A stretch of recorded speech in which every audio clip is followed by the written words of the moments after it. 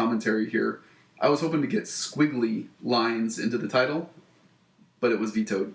Yeah. So this is Jeff. Yeah. And this is Chad. And this is Catholic Dad's Podcast. And so tonight what we're going to talk about is maybe a good topic for discussion, a good debate. Perfect.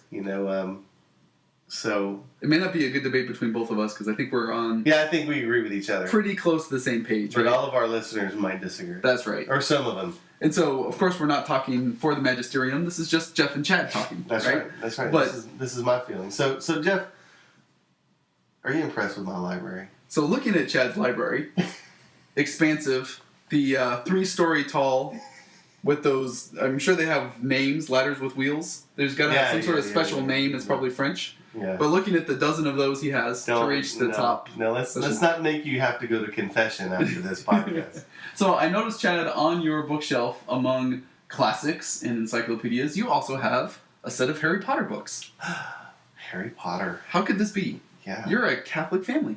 I am a Catholic dad. And you don't also celebrate Halloween, do you? I love Halloween. And let your kids play Halo and those other kind of video games? Yes, I do, Jeff. Should that be scrubbed? So, a bit of confession. No. All of our kids play those same games. It's not just Chad's family. Yes. In fact, our boys are very much into the Call of Duty thing. Yes. Yeah, you said duty. Yeah. Duty. Yeah. So, really the topic tonight is kind of living that Catholic life and doing the best we can, but drawing lines in the sand on the culture and where do you put those lines, right? As a family. That's right. And ultimately, what's the basis of your decision, right? And I think, like, for me, it goes all the way back to really, you want to like point to something. Mm-hmm. It's got to be Halloween. Seriously, it's sure. Halloween. Yep. Because in my own faith journey, mm-hmm. right, cradle Catholic growing up, really, went to mass, did CCD, and just like everything, right? But it was kind of like going through the motions.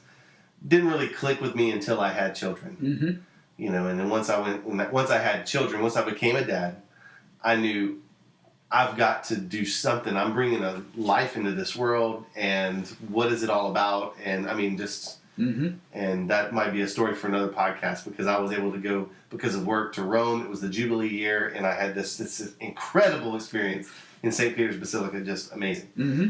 But anyway, growing up, I look back at my childhood, had a fantastic childhood. So shout out to my mom and dad. Seriously, wonderful childhood.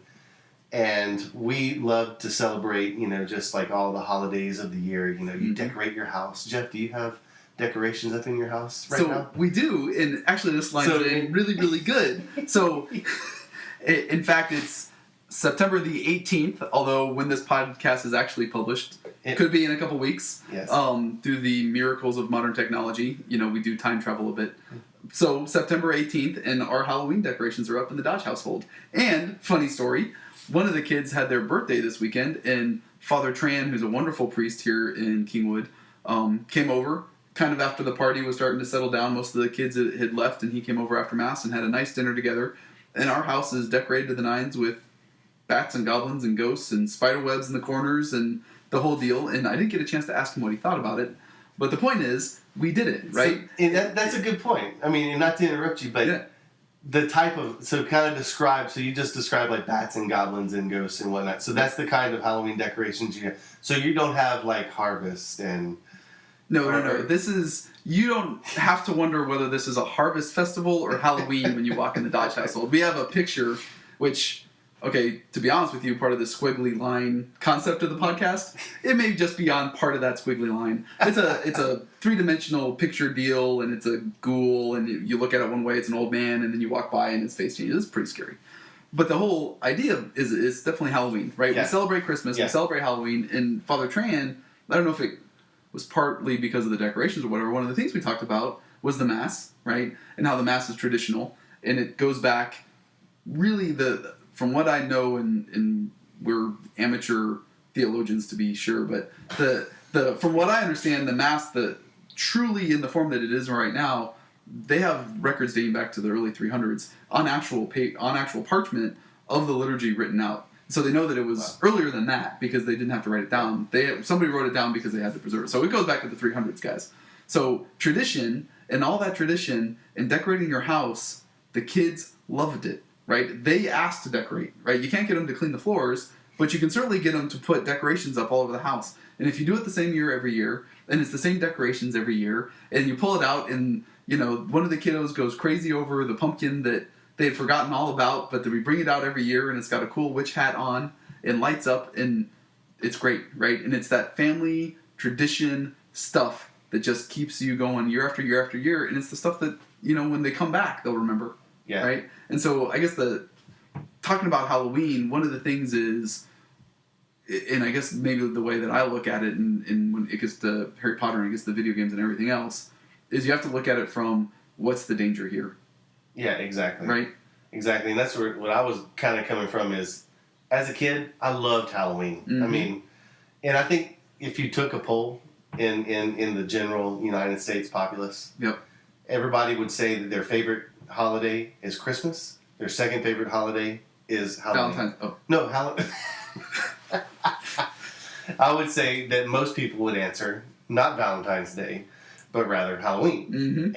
And I know, a ton of my friends are in that same camp. I'm in that camp, firmly in that camp. I love Halloween. Yep. So what happened was, you grow up, my mom would always decorate for Halloween. We would have this great family event called Pumpkin Fest where everybody gets together and carves pumpkins. Perfect. It's just an awesome time. Yep. And the weather is awesome. To me, fall is the most glorious time of year, right? The weather breaks. I agree. The summer is gone. The oppressive heat of Southwest Louisiana or Southeast Houston or Southeast Texas in the Houston area is gone, and now this beautiful weather is now here, and you can go outside and enjoy it with your family. Just all these things, right? Campouts with the Cub Scouts. Yep. It's just so wonderful, right? In the neighborhoods, right? Oh, yeah. One of the things that I love is just going through the neighborhood full of kids, right? And neighbors that you really haven't ever seen, but are friendly and are great. And, okay, so you can put a line in the sand. You can say, well, that's, we had some friends that they would only dress up their kids as saints, right? Yes. Which you could be very creative about that. One of the articles I read, Catholic Answers, shout out to them, right? They did a whole article last year on Halloween and why it's cool for Catholics to celebrate. They said, if you want to be a scary saint, well, you can start with John the Baptist, right? And make a costume with a head on a platter that your kid's carrying around, right? You can go, as fun as this is, and one of the things that, and I guess we don't really need to make historical or theological arguments because we're trying to keep it Catholic, but one of the things about it, that I really liked about the argument, just to keep it simple, is that through Halloween, through this festival of the scary stuff and the bats and the cobwebs, and you're kind of making it silly, right? And what you're making silly, you're showing doesn't have any power over you, right? And so if you can make this stuff silly, and granted we don't want to make evil silly in the sense that we'll take that too far, so don't stretch the things that we say, but in a real term, you can make it kind of silly, right? You're mocking it. You're saying Christ won over the top of this, and that makes it okay, right? I agree, but I even look at it more simplistic than that, Jeff. Seriously, it's just like, you know what, guys, it's just a day that you're going to go out and knock on doors and get candy. I don't understand what the big deal is. I really don't. And we have a wonderful Christian radio station here that refuses to even call it by the name Halloween. Yep. That really just, I can't fathom that. It's like, you're not even going to say the word Halloween on your broadcast. No, they're going to say October 31st is coming, and I love those guys, and I love the music that they play, and obviously they're bringing Christ into millions of homes, and that's fantastic, but I just don't really see the big deal. What is the harm of enjoying Halloween? And I really struggled with that once I came back to the church, once I found my faith again, right?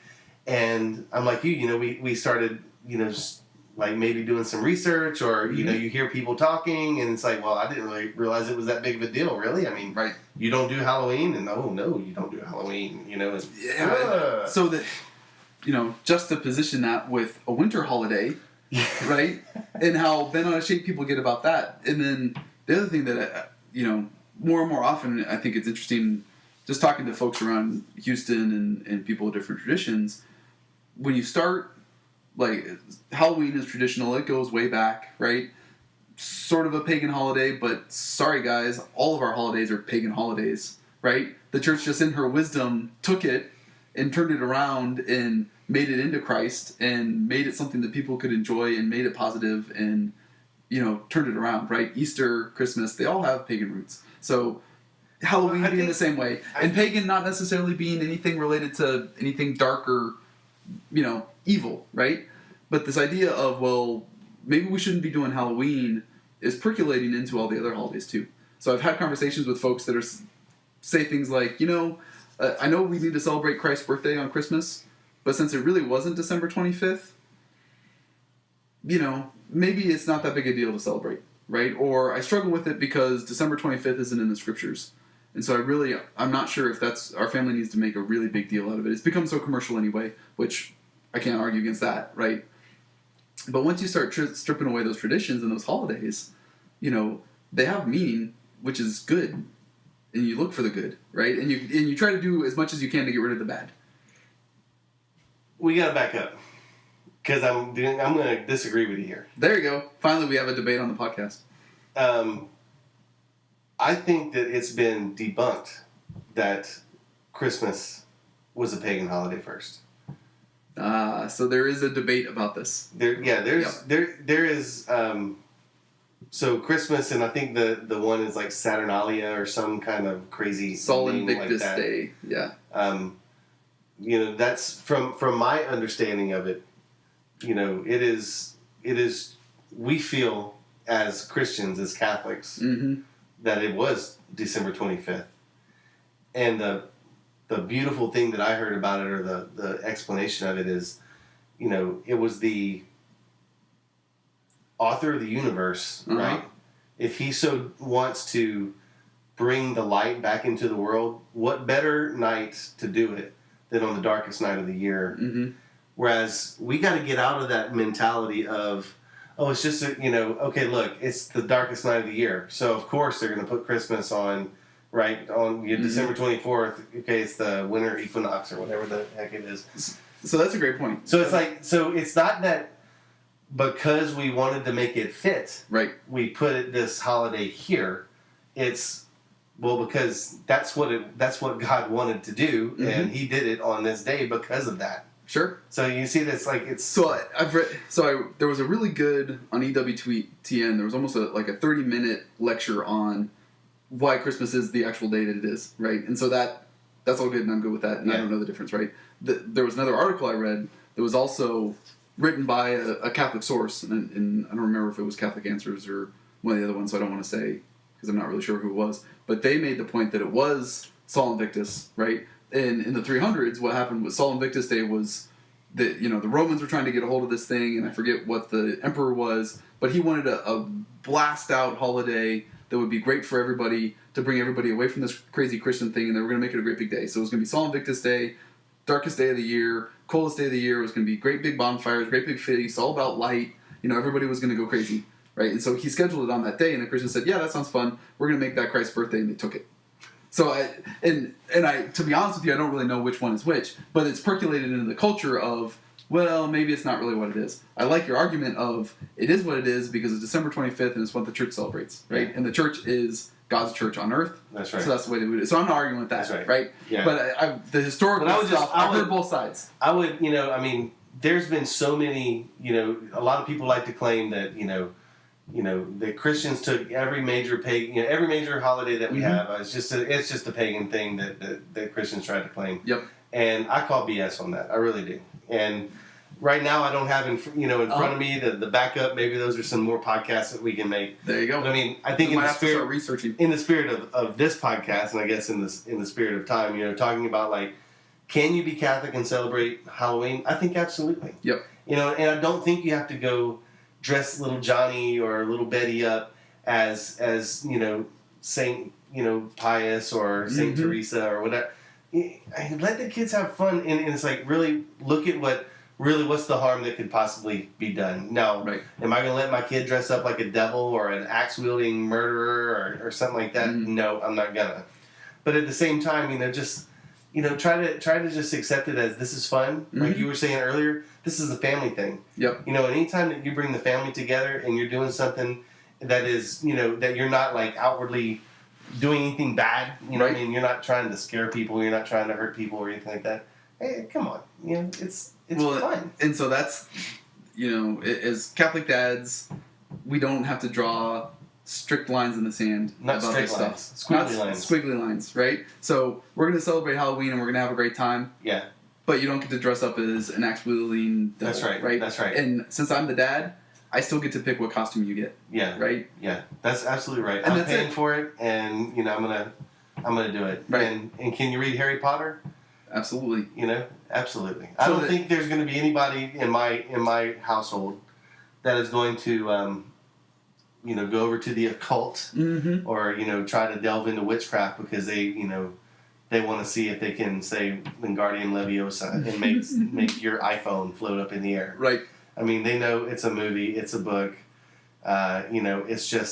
It's entertainment, and Right. the same thing with Halo. I mean, Halo or Call of Duty. They're running around, they're shooting people. Yep.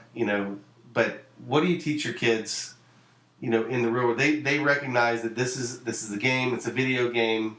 There is a distinction to be made. I mean, and that's really where it's at. So I don't think that it's really our job to say no, you can't do this. Because I see entertainment value in lots of things. So for me to say no, you can't read this because it's got the word witchcraft in it. I mean, when you look at the Harry Potter books, it's all about love. It's all about, friendship. Albus Unbelievable Dumbledore, friendships. at the end of every book, has this very profound and very, dare I say, Christ-like message. Absolutely. For Harry. Yep. Up until he dies, and spoiler alert. Yep. Careful there. Still reading it. The other family's household. Slowly but surely. Sorry. We can edit that out of the podcast, but not out of my memory. Anyway, so forget that I ever mentioned that part, but he has great messages for Harry. So isn't it key for us as Catholic dads to take the culture, and didn't Christ do this exact same thing? And I'm not comparing ourselves to Christ, I won't go there. But didn't Christ look at the culture and say, yep, this is the way the culture is, this is where we need to fix it, and this is where we're going to live in it, right? And all through Paul's letters, this is where we need to fix it, this is where we need to live in it, right? And that's what we need to teach our kids too, right? We live in a culture, we need to fix some big things about this culture, right? Halloween is not one of them. And so we can teach our kids how to be Catholic, Christian kiddos, and people, and dads, and husbands and fathers in a culture, and still have a really good time, right? And still appreciate the things that are really cool, and still understand that there's fantasy, and there's Lord of the Rings, and there's Harry Potter, and there's these wonderful places that we can go, and we can come back and still go to Mass on Sunday, and it's okay. Right. And I would love to have another podcast on Lord of the Rings versus Harry Potter. That would really, I think there's a lot of people that would probably want to just punch me in the mouth for even saying that. But that's a very good, I think that's a very good topic for another podcast. Fair enough. So that goes to the squiggly line. Rolling up to about almost 20 minutes here. Do we have any emails? Let me check our Facebook. No. So for those emails. Of you, so we appreciate all of you that have made it through 3 podcasts with us. We hope to see you again next time. All right. Good deal. Thanks for listening.